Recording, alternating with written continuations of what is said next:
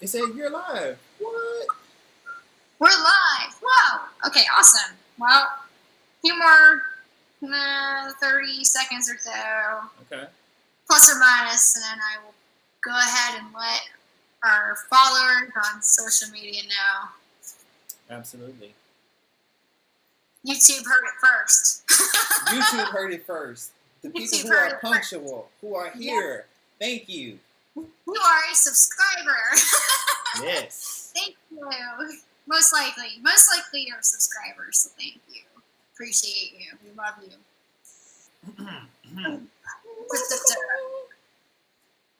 What's your vote? Your like they did in, what is it? Oh my god, I'm gonna sound ridiculous in like that one Disney Channel movie where they're like flexing their vocal cords before they do things. Yeah.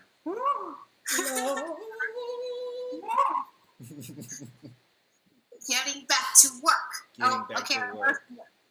Getting back. Getting back. Getting back to work. Work. Okay, I'm done. I'm sorry. I'm so sorry. It's that kind of day. It has been that kind of day. It has been a very character building week, I must say. Character building week indeed. Leave it to Bert. So chipper. I appreciate you for you're so chipper. Oh god, gotta be. It's true. It's good. I mean, this is the time. This is the time for and optimistic and keeping that positivity alive. Oh my. Okay. Oh, good thing we're live. Yeah. We're working remote here. Working remote. We're remote. Sorry, I just gotta knock at the door. One moment. Sure. Sorry. All right. We're live, Dad. Hello, everyone. What we're experiencing right now is the case of working remote. This happens. I just got a letter. No. Oh, Amazon. Hey. Yeah, I'll open it right now. Our audience would like to know, what is it? What came? I'm not entirely certain. It might be a birthday gift. All right, folks. I'm so sorry. That was a bit unexpected, but okay, well, let's kick this thing off. Thank you, everyone who's here, who is viewing us right now. It is week 13. Getting back to work. Thank you. Sponsored by Openpath. We couldn't have done this without you, Openpath. Much appreciated. Yes. Much appreciated. I am Bert, legendary warrior of design at Group 337, and this is Mandy. I'm Mandy. I am the marketing and content manager at Group 337. Awesome. Does an awesome job. Definitely look her up if you guys are working. Back at you. Thank you. Look her up. Anyways, let's jump right into this thing. So, we found some great articles for this week, for the people who are not reading, definitely go and check them out. But to start it off, numero uno, the first article is coming to us from Forbes. It's called Checklist for Remote Working.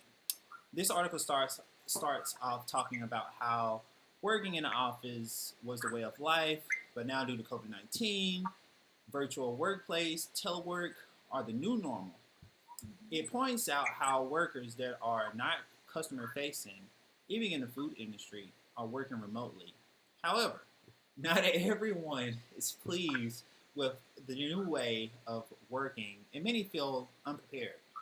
Mark Zablau, CEO of Conjent Entertainment Marketing, that primarily focuses on the food and drink industry, was quoted in this article saying this. The decision to shift to remote work wasn't tough, according to Zablau, but doing it the right way was. Moving to remote work without compromising company culture, client services, or legal compliance was and is still a balancing act.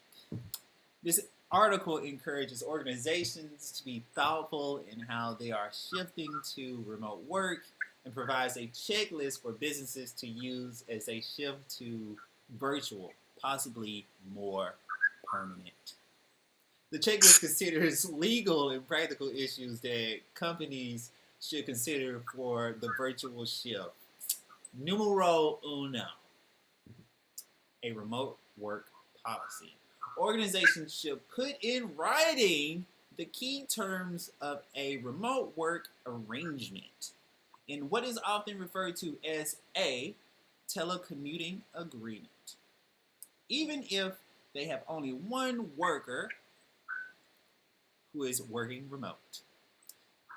Things that employers should consider include eligibility to work remote, if the remote work will be temporary or ongoing, revise job duties to match the remote environment, performance and schedule expectations, employee policies. Numero dos, number two. Employers also need to consider scheduling and timekeeping. Tick tock, tick tock. The line between work and personal may become blurred when an employee uses the same locations for both. An organization should define their time management expectations for remote workers, including the policy for flexible work hours and when employees are expected to be virtually available. The article also encourages employers to be aware of recent guidelines released by the Department of Labor on tracking and paying hourly workers. For those of you who are hour, much respect. Numero tres. I hope I said that right. 3. Expense reimbursement. Cha-ching, cha-ching. Organizations typically provide what employees need to complete their job. The opposite may be true in a remote work environment where employees must provide what they need to do the same work. Organizations should think through what employees will need in order to do their job remotely, i.e. desk, computer, Wi-Fi, office supplies, etc., and decide if they will provide these items or reimburse employees for purchasing them themselves. I hope I get reimbursed for my Wi-Fi. It's expensive. Oh my goodness. Anyways, when doing this, employers should familiarize themselves with both state employees for reasonable and necessary business expenses. Last but not least, numero cuatro. I hope I said that right. Finally, employers should consider workplace setup and safety, including security of a workspace that is not an organization's office place, and what devices an employee will be using for business purposes. And that is, my friend, what I call a very great article that you should be reading. Go now to Forbes. Read this article. It was awesome. Definitely touched on a lot of points to be, to just think about. Employers should consider their remote workers as they're at home. Someone needs to hire the dog walking service or daycare, possibly. Yeah, it's true. What do you think about that, Mandy? No, for sure, and I think it's interesting. I'm loving the energy, by the way. I love the energy you bring to this. It's almost a weekend. It is. It's true. Let's get excited. Get excited. No, I think it's really interesting, but I also think it's funny because I feel like the article I picked for this week is just like the complete opposite.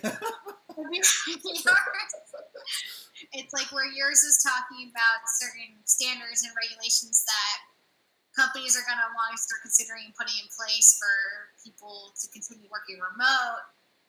This article is kind of like flipping that on its head and actually talking about how companies are going to pretty much pursue bringing employees back into the physical office. Yeah.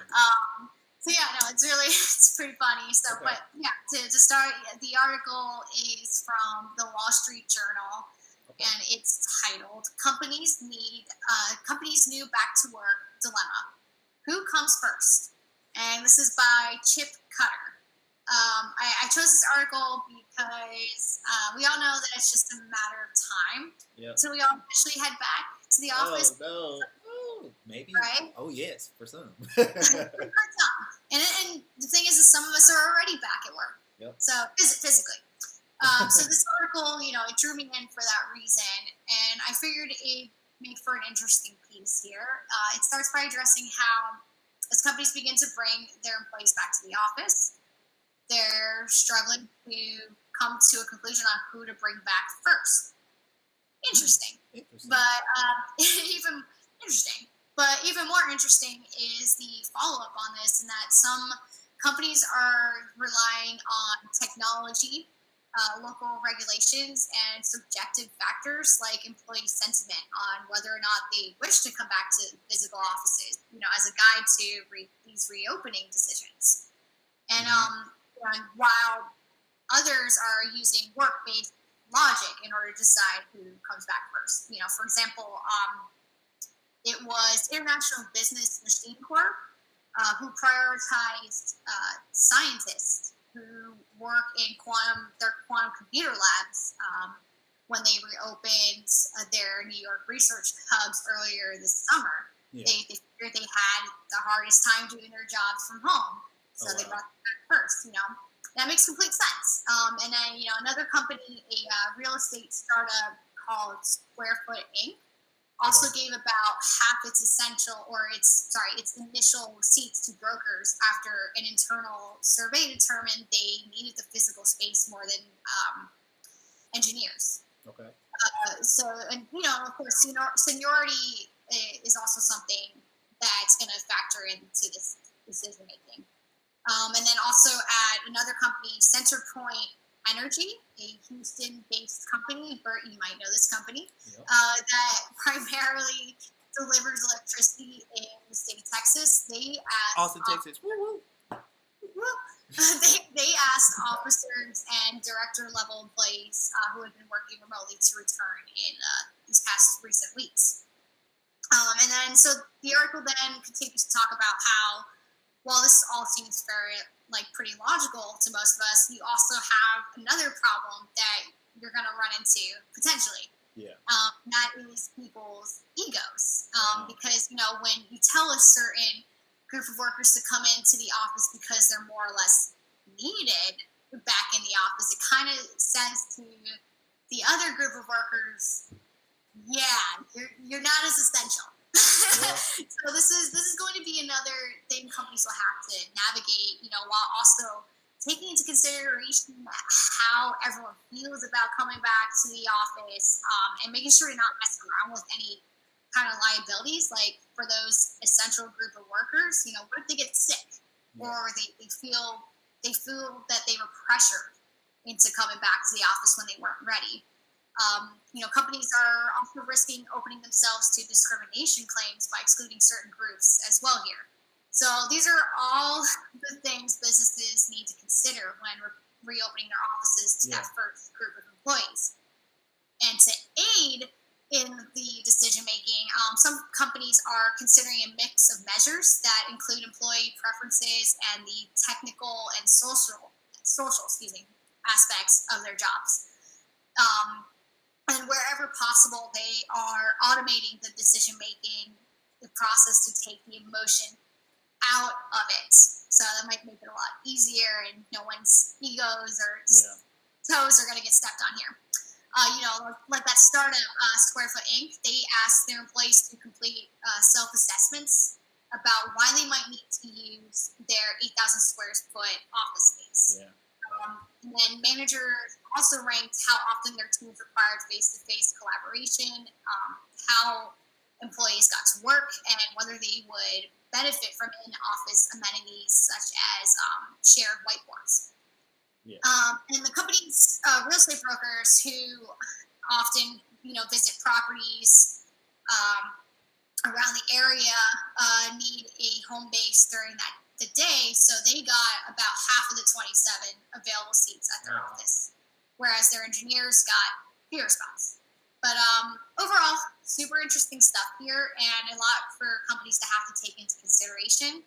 I personally really think Squarefoot's strategy of doing those self-assessments to help guide them with their decision making is pretty smart, and it's not the only way to go about it, but I think they're kind of nailing it with this. So it just seems to kind of just take so many different things into consideration here.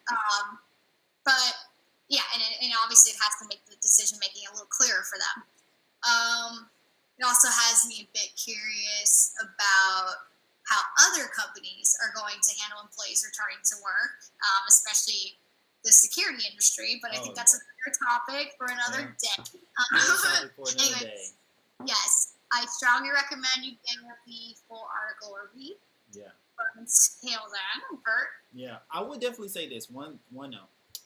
In my own delicious opinion, if I were to bring anybody back first, I would bring back the person who brings those donuts. Because who wants to come back to this office without no fresh donuts in the morning? Come on. It just doesn't make any sense. Essential. This person starts the day off right for everyone who don't want to be there because they all gather around this delicious pastry or donut. Oh, that's what I call team building culture. 100%. Hopefully they fall into that. Oh, God. Positive attitude's needed. Definitely. Good vibes. I would like to be the person who passes out good vibes every day. Bring that person back first. Oh. Donut. I know. Donut for you. Donut for you. Thank you. But anyways, I'm getting off topic. Anyways, the last article for today for my viewers. Again, thank you, viewers. You know, there might be 5 or 6 or 10. Hopefully, we get over into the double digits today. But anyways, our last article is coming from The Atlantic by Amanda Mull. It is titled, "Generation Work from Home May Never Recover." In this article, the author reflects on her first work-from-home job during the Great Recession.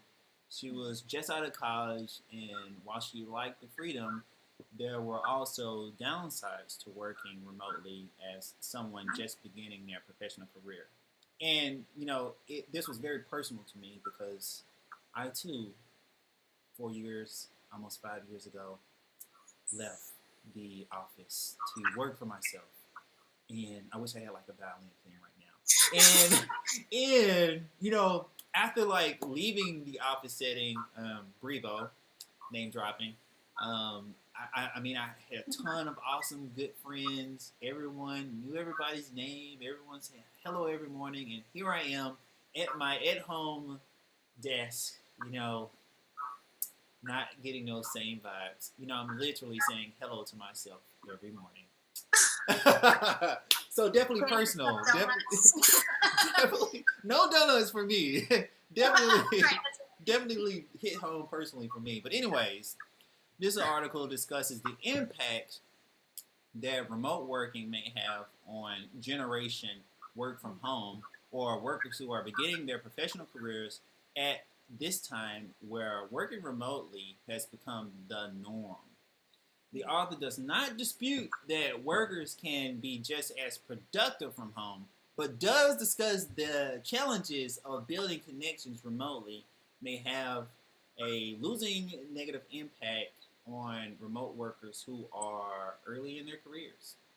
In this article, the author then talks about talks with researchers at the U.S. Naval Academy and Michigan State University about how the structure of the office lends itself to informal interactions that help employees develop connections. Things like meeting people at the microwave or just walking down the same hallway, you know, day after day, or, you know, that interaction you may have in the bathroom, which is kind of weird. These things can lead to conversations that evolve into, you know, real friendships. these connections in the workplace both help employees to feel connected, but also help them build their professional networks that can help them with promotions as well as future job opportunities. With the remote workplace, I don't know, it isn't, as easy for interactions to take place, which could have a lasting impact on individuals who have not had the time to develop those connections, either because they are new to the field or new to their place of business. Again, this hits home to me personally. I was there. Luckily, I did spend some time working in the office and building connections that carried over into me working remote. So I still had people I could talk to, even though I wasn't experiencing them, personally on a day-by-day basis. We still had some sort of connection. But I can definitely understand how a person who is new to work or to their field might feel a little disconnected from everyone. Especially, I don't know, this is my own personal opinion, but it's just something so unpersonal about a happy hour over Zoom. It's just not the same. I mean, it's good. It's good to see everyone, but man, just imagine seeing 20 screens and the internet glitching and your dogs are barking and, toilet bowls flushing and, man, these are the things that you miss out on at being at the office. So, I don't know. What do you think about that, Manny? What are your thoughts? I mean, to totally relate to the dog barking and everything. Sorry again about that. I'm so sorry. I hope you're no apologies needed. No apologies. This is the new norm, Manny. This is the new normal. Come on. That's true. If we ain't heard 10 dogs bark, then it's not a normal day. Come on.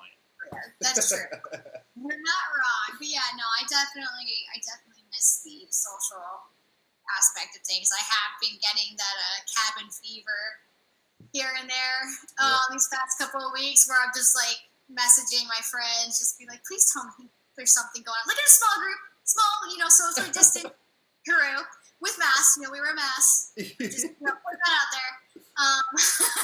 We're safe, but I'm just like, please tell me there's something going on. Please, people, I need social interaction. Oh, geez. I remember earlier on in this thing, well, not super early, not too long ago, I went by one of my friend's house to deliver some freshly made sourdough bread. And I was like, man, you know what? I'm going to drop it off at your doorsteps. And then I'm going to go back to the car and I'm going to wave at you from a distance. That way, I can at least see another human being. That's so sweet. I'm just like, oh, man, it's so good to see you. It was hilarious all at the same time. Just like waving like Forrest Gump over here. Hey! Or like it's raining, it starts raining, you're just like staring through the windows. I know. My friend, right in this difficult time. Oh, jeez. Well, anyways, for the people who have showed up to this, again, thank you so much for your support, your views, and if you guys have any questions, man, please leave them in the comment section. If you guys have any ideas or any thoughts that you think that we should discuss or talk about, definitely leave them in the comment section. Subscribe. We're going to drop a link down here, so you subscribe so you don't miss out on the latest goings-ons in this industry. And also, most importantly, again, I can't stress this enough, thank you, Openpath, for sponsoring this, because we will not be here today, this day, October the 1st, we will not be here today without you. Thank you. He could not emphasize that enough. Couldn't emphasize it enough. October the 1st, 2:23 my time, 3:23 Mandy's time. We wouldn't be here without you. Thank you, Openpath. We're clearly missing social interaction. Yes. All right. Thank you. Thank you so much, everyone. Thank you, Openpath. You all have a great weekend. Subscribe to the newsletter, as Bert said. Appreciate you all tuning in, and tune in next weekend. All right. Awesome. My mind's on the weekend. Tune in next week, all. Have a good one, guys. All right. Bye.